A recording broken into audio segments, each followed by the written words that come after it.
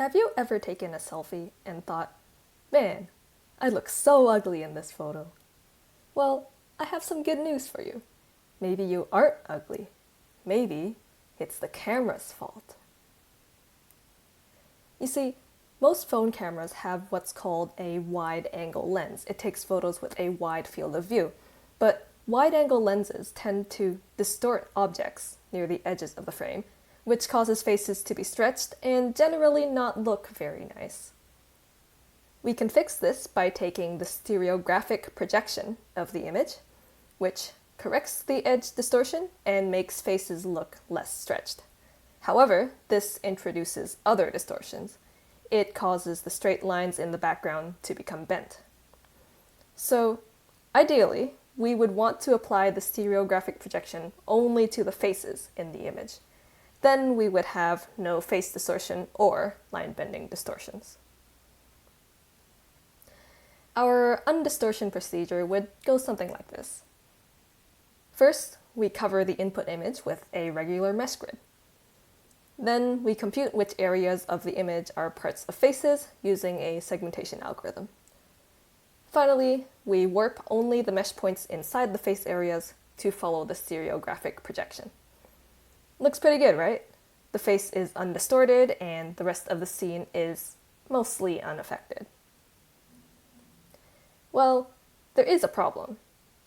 At the boundary between the face and the background, we have these warped artifacts because the transition between the two projections isn't smooth.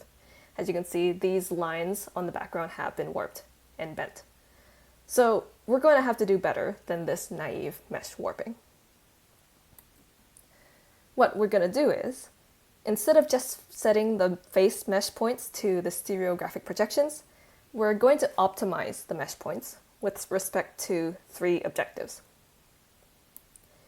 This first objective, the face objective, encourages the face points to be close to the stereographic points. It's weighted so that points closer to the edges of the image have heavier weight because there is more distortion near the edges that has to be corrected. The second objective, the regularization objective, is the important part. It's a regularization term that smooths out the mesh and encourages the transition on the face boundary to be smooth by penalizing large distances between the mesh vertices. And finally, we have the line bending objective. Here we want to minimize the cross product between the optimized mesh edges and the original mesh edges. This discourages the mesh edges from changing orientation and hence bending straight lines in the image. Our total objective is a weighted sum of these three objectives, and we seek the mesh points that will minimize this objective function. As you can see, with this method of optimizing the mesh, the distortions on the face boundary are fixed and the background lines stay straight.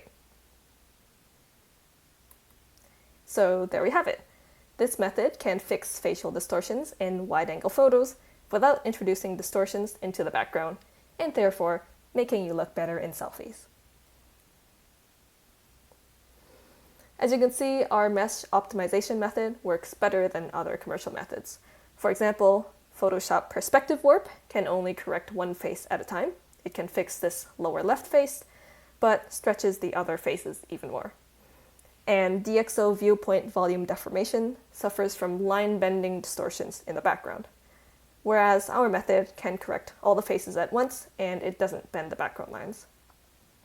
Also note that these commercial methods require user input, whereas our method is fully automatic.